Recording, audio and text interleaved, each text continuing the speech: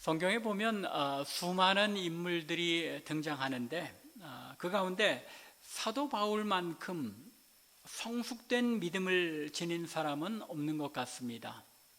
물론 구약의 모세, 위대한 믿음의 사람이고 아브라함, 위대한 믿음을 칭찬받은 사람입니다.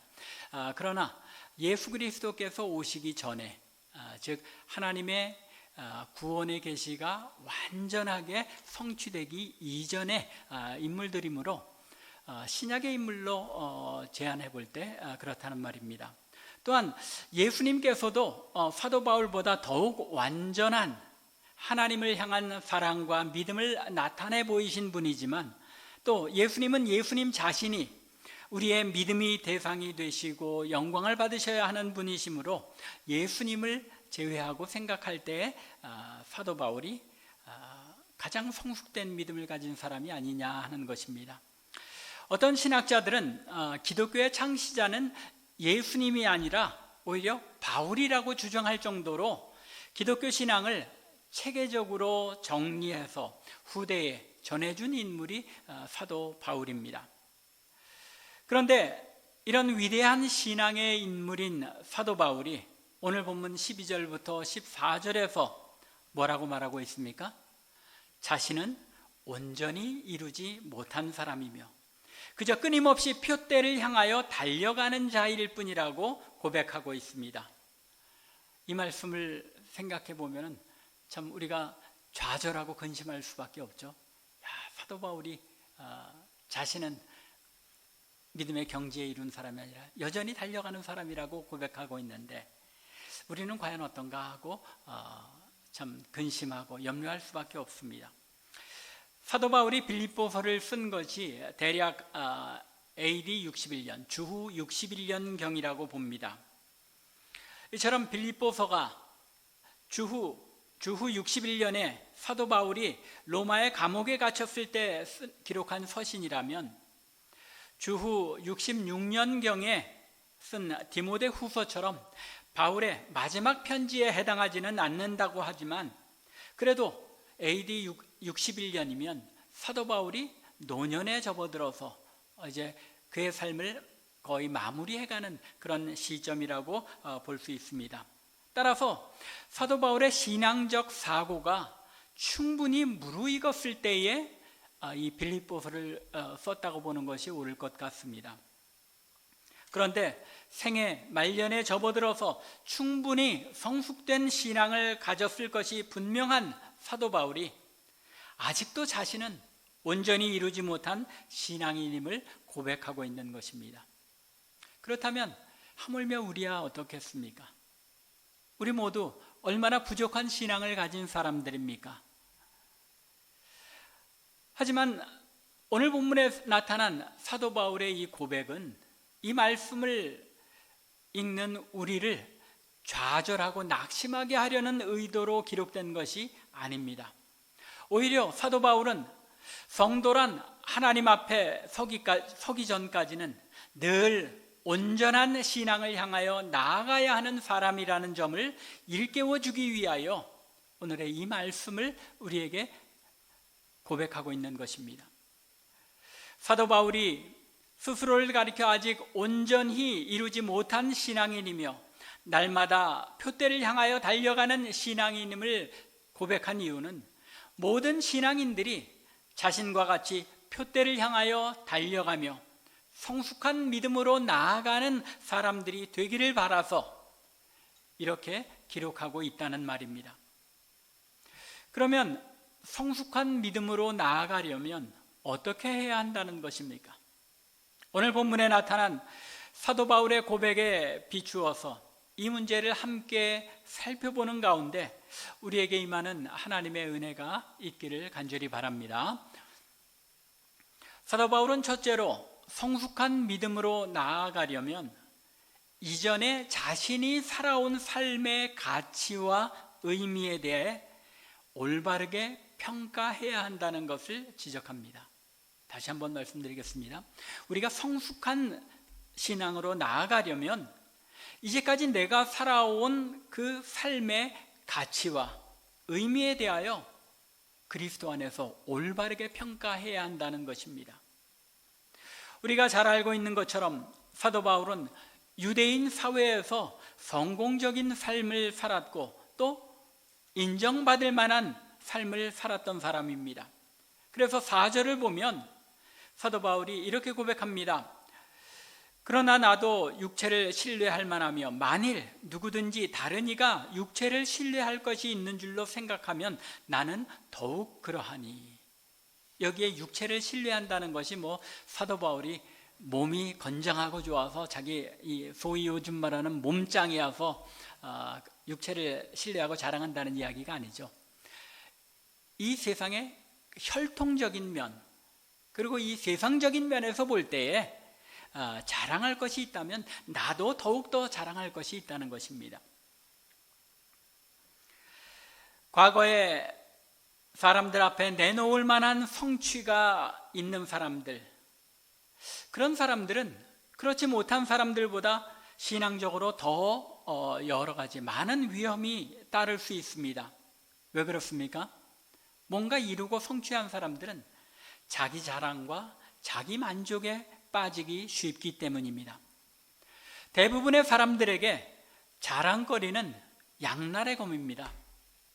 자기 만족을 채워준다는 면에서 굉장히 유익한 자양분이 될 수도 있지만 그것이 조금 지나치면 교만이 되고 또 이 자기 만족으로 말미암아 우월감을, 남들에게 우월감을 가지게 되는 이런 위험성을 동반하는 것입니다. 왜냐하면 자랑거리라는 것은 한편으로는 자기 자신에 대하여 만족하는 데 그치지 않고 우월감에 빠져드는 한편 다른 사람들을 무시하는 교만에 빠지게 함으로써 내적으로 스스로를 망가뜨립니다. 또 외적으로는 다른 사람들에게 상처를 줍니다. 사도 바울은 인간 본성이 가지고 있는 이러한 위험성을 너무나도 잘 알고 있었습니다.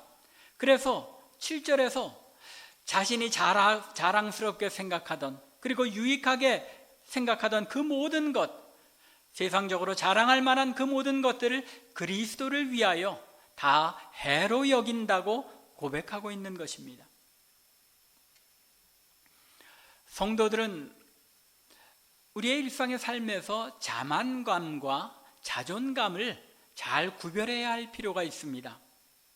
대부분의 성도들은 흔히 좋은 그리스도인이라면 자기를 부인해야 한다는 예수님의 가르침 때문에 스스로를 보잘것없는 존재로 여기는 경향이 있습니다. 하지만 오히려 자기 자신을 아무런 가치가 없는 빈 껍데기뿐인 존재로 생각하거나 존재의 가치조차 없는 사람이라고 생각하는 사람은 참으로 불행한 사람입니다. 주의해야 할 것은 겸손과 낮은 자존감, 즉 열등감은 전혀 별개의 것이라는 말입니다. 그래서 성도는 자존감이라는 것과 자존심, 자만 혹은 교만 이런 것들과 자존감을 분명하게 구별해내야 하는 것입니다. 자신이 이룬 것들, 남들 앞에 내세울 만한 일들을 정확히 확인하는 한편 부정적인 요소인 자만 혹은 교만을 피함으로써 올바른 자존감을 지키는 것은 무엇보다도 중요합니다. 우리가 몇 주 전에 로마서 12장의 말씀을 살펴보면서 3절을 살펴보았습니다. 거기에 보면 마땅히 생각할 그 이상의 생각을 품지 말고 오직 하나님께서 각 사람에게 나누어 주신 믿음의 분량대로 지혜롭게 생각하라고 말씀하고 있는데 오늘 사도 바울이 말씀하는 것이 그 내용과 일맥상통하는 말씀입니다. 예수 그리스도 안에서 은혜로 구원 얻은 우리이기에 내세울 것이 없지만 동시에 하나님께서 독생자를 우리를 위해 내어주실 정도로 하나님의 사랑을 받은 자라는 자존감을 가져야 한다는 것입니다. 어떤 의미에서 자만하지 않으면서도 지나친 열등감에 사로잡히지 않는 균형 잡힌 자기 평가와 자기 이해가 있어야 한다는 말입니다. 왜냐하면 자만심은 개인적으로 이룬 일들을 과장하는 성향이 있어서 영적 성장을 저해하기 때문입니다. 그런 이유 때문에 우리가 자만감에 대해서는 주의하면서도 또 균형 잡힌 자기 이해에 근거한 자존감은 잘 우리가 형성하고 가져야 한다는 것입니다. 이것이 바로 사도 바울이 5절과 6절에서 말하고 있는 내용입니다. 사도 바울은 거듭나기 이전 자신이 유대교에 몸담고 있었던 시절에는 자신이 유대교에서 중요한 역할을 했다는 사실을 자랑스러워하였을 것입니다. 그가 열거하고 있는 여러 가지 내용들과 자질들을 볼 때에 사도 바울은 스스로에 대하여 얼마든지 자부심을 가지고 자랑할 만했습니다. 5절과 6절에 이렇게 기록하고 있죠. 난지 8일 만에 할례를 받고 이스라엘 족속이요 베냐민 지파요 히브리인 중에 히브리인이요 율법으로는 바리새인이요 열심으로는 교회를 박해하고 율법의 의로는 흠이 없는 자라. 그러나 이런 자랑할 만한 모든 조건들이 사도 바울이 예수 그리스도를 만났을 때 그에게는 더 이상 아무런 가치가 없는 것들로 여겨집니다. 심지어는 배설물처럼 여겼다고 고백합니다. 내가 자부심을 가지고 자랑할 만한 것들이 나의 자랑이 아니라 그리스도와 하나님 나라를 위한 자존감이 될 수 있다는 사실을 사도 바울이 오늘 본문에서 언급하고 있는 것입니다. 사도 바울이 자신에게 유익하던 그 모든 것들을 배설물로 여겼다는 것은 그것이 아무 소용없다는 것이 아니라 그의 삶에 있어서 우선순위가 바뀌었다는 것입니다. 실제로 로마서나 갈라디아서를 보면 사도 바울이 배우고 익힌 그 율법에 대한 지식들이 예수 그리스도를 설명하는데 얼마나 유용하게 사용되었는지를 잘 알 수 있습니다. 단지 그 사용의 목적이 달라졌다는 것입니다. 그전에는 내가 알고 있는 것, 내가 누리는 그 모든 것이 그것 자체가 가장 큰 목적이고 자랑스러웠는데 이제는 그 모든 것들이 예수 그리스도를 섬기는 일에 사용되어지는 도구가 될 때, 그 우선순위가 바뀌어질 때에 우리는 내가 가지고 있는 것에 대하여 자랑과 자만이 아니라 자존감으로 그 모든 것들을 받아들이고 이해할 수 있다는 것입니다. 예수 그리스도를 존귀케 하기 위한 도구로서 나의 삶의 자원들이 사용될 때 그것이 그리스도 안에서 가지는 자존감이 되는 것입니다. 이처럼 사도 바울은 자신이 예수 그리스도를 알기 전에 살았던 삶의 의미와 가치를 정확하게 판단하고 그것을 성숙된 믿음에 이르는 자양분으로 삼았던 것입니다. 오늘날 성도들인 우리들도 우리의 삶에 내가 이전에 살았던 삶, 그 삶에서 하나님께서 나에게 주신 것들이 무엇인지를 올바로 깨닫고 잘 분별하여 그 가치와 의미를 이해할 때에 그 모든 것들이 하나님을 섬기는 일에 사용되는 자양분이 되고 우리의 신앙이 성숙해 나가는 그런 도구가 되어질 수 있다는 것입니다.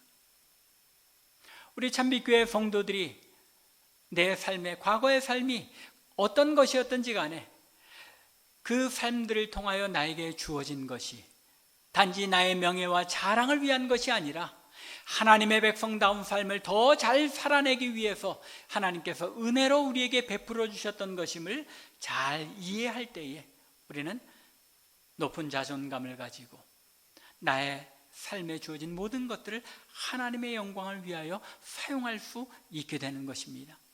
간절히 원하기는 우리 참빛교회 성도들의 삶에 주어졌던 모든 것이 그 삶의 우선순위가 바뀌어 하나님의 영광을 위하여 쓰임받는 그런 귀한 삶이 되시기를 주님의 이름으로 간절히 축원합니다. 두 번째로 성숙한 믿음으로 나아가려면 현재의 가치관을 버릴 수 있어야 합니다. 앞의 내용과 밀접하게 연결된 내용이기는 합니다. 즉 우리의 삶의 우선순위를 바로 결정해야 한다는 것입니다. 그리스도를 내 인생의 초월적인 가치를 지닌 분, 즉 내 인생에 이제까지 중요하게 여기던 그 무엇보다도 위대하고 크신 분이심을 발견하게 되면 인간의 자랑은 자연스럽게 사라지게 되는 것입니다. 삶의 우선순위가 재구성된다는 말입니다.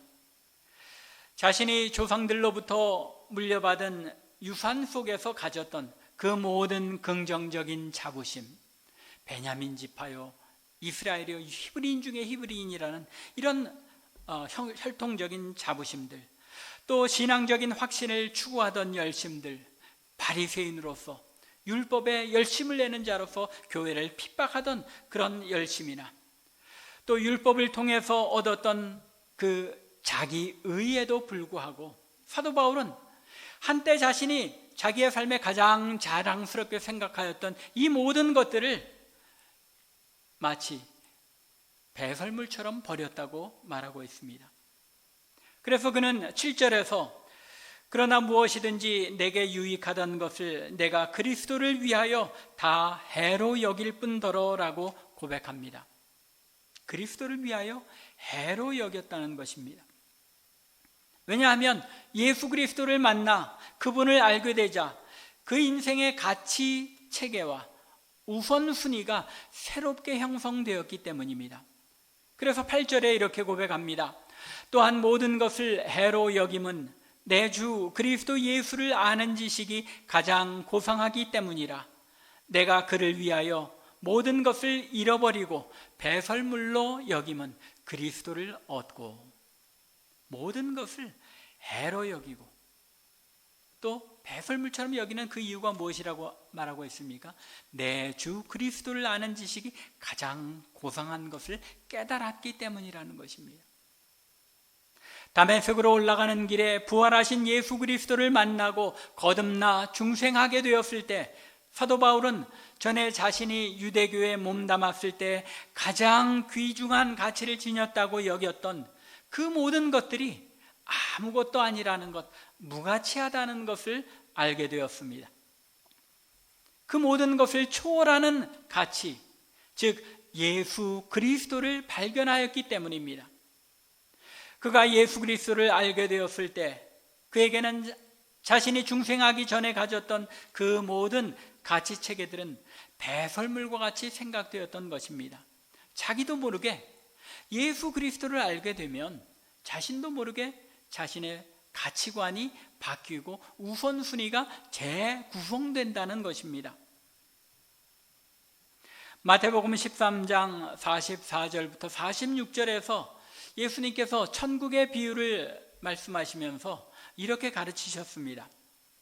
천국은 마치 밭에 감추인 보화와 같으니 사람이 이를 발견한 후 숨겨두고 기뻐하여 돌아가서 자기 소유를 다 팔아 그 밭을 샀느니라. 또 천국은 마치 좋은 진주를 구하는 장사와 같으니 극히 값진 진주 하나를 만나매 가서 자기의 소유를 다 팔아 그 진주를 샀느니라. 이 두 이야기 속에 보화를 발견하고 또 진주를 발견한 주인공들처럼 사도 바울은 예수 그리스도라는 보화를 발견하게 되었고 또 예수 그리스도를 얻기 위해서 자기가 이전에 소유하고 있던 그 모든 것을 다 배설물처럼 팔아버렸다는 것입니다. 여기에서 예수님께서 강조하신 말씀은 자기의 소유를 다 팔아서 밭을 사야 그 밭에 묻혀있는 보화를 얻을 수 있다는 것입니다. 우리가 흔히 좋아하는 것처럼 예수 믿는 삶에는 꿩도 먹고 알도 먹는 그런 삶은 없다는 것입니다. 자기의 소유도 그대로 지키면서 보화가 되시는 예수 그리스도도 섬기는 방법은 없다는 것입니다. 이것이 기독교 신앙의 특징이요 본질입니다. 예수 그리스도를 나의 구주로 영접한다는 것은 예수님을 나의 삶의 주인으로 왕으로 모시고 이전에 내 삶에 가치 있다고 생각했던 그 모든 것들보다도 예수 그리스도가 내 삶에 있어서 더 중요하고 우선적인 가치가 되었다는 것을 의미하는 것입니다. 사도 바울은 이러한 가치, 그리스도께서 자신의 삶에 가장 우선적인 가치가 되는 것을 깨닫게 되었을 때 그 안에서 큰 변화가 생긴 것을 발견합니다.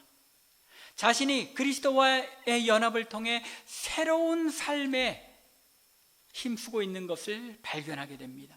9절부터 11절에 나타나는 표현입니다. 사도 바울로 하여금 자신의 삶에 대하여 새로운 관점을 가지고 보게 되고 새로운 가치관을 가지고 절대적으로 그리스도에게 헌신할 수밖에 없도록 이끌었던 새로운 삶이 어떤 모습이었는지를 9절부터 11절에서 이렇게 표현합니다. 그 안에서 발견되려 함이니, 예수 그리스도 안에서 발견된다는 것입니다. 또 내가 가진 의는 율법에서 난 것이 아니요 오직 그리스도를 믿음으로 말미암아 난 것이라고 고백합니다. 또 내가 그리스도와 그 부활의 권능과 그 고난의 참여함을 알고자 하여 그 죽으심을 본받는다고 말씀합니다. 내가 이미 얻었다 함도 아니요 온전히 이루었다 함도 아니라고 고백하기에 이르는 것입니다. 자신이 예수 그리스도 안에서 새로운 모습의 삶을 살고 있는 것을 사도 바울이 깨닫게 되었다는 것입니다. 이러한 표현들은 사도 바울이 예수 그리스도 안에서 새롭게 발견한 삶의 모습을 드러내 보여주고 있는 것입니다. 이전에는 율법의 의를 이루기 위하여 사방으로 뛰며 열심히 율법을 실천하는 삶에 힘썼는데, 이제는 그것이 아니라 내 안에 있는 하나님의 의를 발견하기 위하여 애쓰고 또 그리스도의 부활과 권능을 체험하기 위하여 힘쓰는, 노력하는 이런 삶을 살고 있더라는 것입니다. 우리의 삶의 가치관도 사도 바울처럼 이렇게 바뀌어야 한다는 것입니다. 여러분들의 삶에 있어서 가장 중요한 것은 무엇입니까? 여러분들의 삶에 가장 우선순위에 두고 있는 것은 무엇입니까? 예수 그리스도를 만난 뒤에 예수 그리스도께서 나의 삶을 주관하시고 예수 그리스도를 섬기는 그 일이 나의 삶의 가장 우선순위에 있는 그런 삶으로 변화되어졌느냐는 것입니다. 그리스도 안에 있을 때, 내가 그리스도 안에 있고 그리스도께서 내 안에 계실 때 우리는 예수 그리스도께 잡힌 바 되어서 우리의 삶의 가치관이 변하고 온전하게 예수 그리스도를 섬기는 성숙된 삶으로 나아가게 된다는 것입니다. 간절히 원하기는 이런 가치관의 변화가 이루어지는 여러분들의 삶이 되기를 주님의 이름으로 간절히 축원합니다. 마지막 세 번째로, 성숙한 믿음에 이르려면 끊임없이 달려가야 한다고 말씀합니다. 12절부터 14절의 말씀인데, 완전한 믿음의 성숙을 위하여 전진해 나가려면 믿음으로 인내하며 복음의 삶을 끝까지 살아내야 한다고 말씀합니다. 무엇보다도 사도 바울은 그리스도 안에서 이루어지는 믿음의 성숙을 추구했습니다. 이러한 그의 삶의 여정에 분명하게 나타난 두 가지 본질적인 그런 요소들이 있는데, 그것은 자신의 개인적인 한계를 인식하는 것이었습니다. 또 하나는 하나님께서 그리스도 안에서 부르신 부르심을 이루기 위하여 모든 것을, 자신의 삶의 모든 것을 던지고 희생했다는 것입니다. 자신의 한계를 인정한다는 것, 이것이 신앙 인격의 성숙으로 나아가는 출발점인 것을 말씀합니다. 12절에서 이렇게 말씀하죠. 내가 이미 얻었다 함도 아니요 내가 온전히 이루었다 함도 아니라. 자신의 한계가 무엇인지를 분명하게 인식하고 있는 것이 나타나고 있습니다. 그리고 이러한 자신의 한계에 대한 인식이 그에게 어떤 삶을 불러일으킵니까? 오직 내가 그리스도 예수께 잡힌 바 된 그것을 잡으려고 달려가노라. 내가 그리스도 안에서 어떤 한계를 지닌 사람인지를 스스로 잘 깨달아 알 때, 거기서부터 우리 신앙의 성숙이 출발된다는 것입니다. 나의 신앙 인격이 무엇이 부족하고 어떤 면이 나에게 연약한지를 분명하게 깨달아 할 때 우리는 내가 아직도 이루어야 할 것이 많고 달려가야 할 길이 멀다는 것을 깨닫게 되고 그리스도 안에서 끝까지 표대를 향하여 달려가는 삶을 살아내게 된다는 것입니다. 예수 그리스도를 만난 바울은 자기의 삶의 방향을 바꾸어야 한다는 데 대해서 일말의 의구심도 없었습니다. 우리도 영적 성숙을 향한 발걸음을 시작할 때에 필요한 것은 정직하게 나 자신이 어떤 결함을 가지고 있는지, 나의 성격적인 또 나의 기질적인 그런 연약함이 무엇인지를, 자신의 한계를 정확히 평가할 때 거기서부터 신앙의 성숙으로 나아가는 길이 시작될 수 있는 것입니다. 그리고 그리스도 안에서 나 자신이 어떤 사람이 되어야 하는지, 그 목표를, 하나님께서 나를 부르신 목적이 어디에 있는지를 분명하게 깨닫고 인식하게 될 때에 그 목표를 향하여, 표대를 향하여 달려나갈 수 있게 되는 것입니다.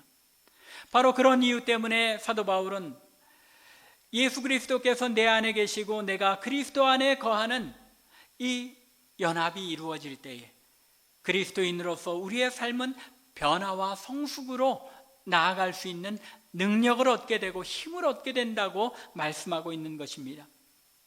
왜요? 성령께서 우리 안에, 그리스도께서 내 안에 계실 때 성령께서 우리 안에서 역사하시며 우리로 하여금 변화의 발걸음을 떼게 하시고 목표를 향하여 달려나가게 하시는 이 역사를 이루시기 때문입니다.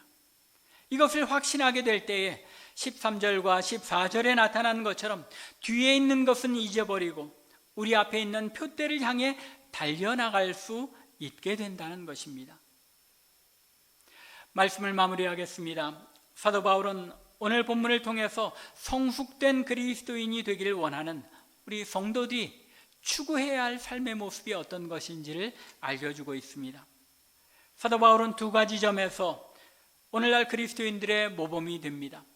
예수 그리스도를 만나게 되었을 때 사도 바울에게는 자신이 과거에 이룬 삶의 자랑에 만족하지 않고 자신을 냉철하게 평가하는 그런 삶의 모습이 있었습니다.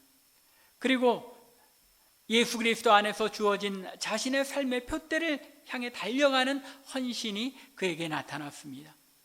우리 성도들에게도 이러한 삶의 모습이 나타나야 하는 것입니다.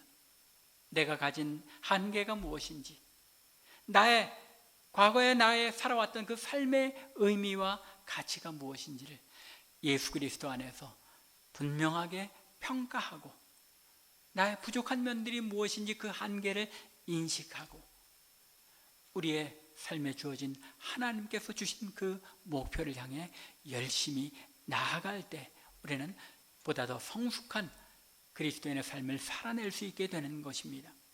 간절히 원하기는 이러한 자신의 삶에 대한 균형 있는 평가를 통해서 예수 그리스도를 섬기며 따르는 삶을 내 삶의 가장 우선적인 순위에 둠으로써 주님께서 다시 오시는 그날까지 우리에게 주어진 표대를 향하여 달려가며 성숙된 믿음에 이르는 저와 여러분들이 될 수 있기를 주님의 이름으로 간절히 축원합니다. 기도드리겠습니다.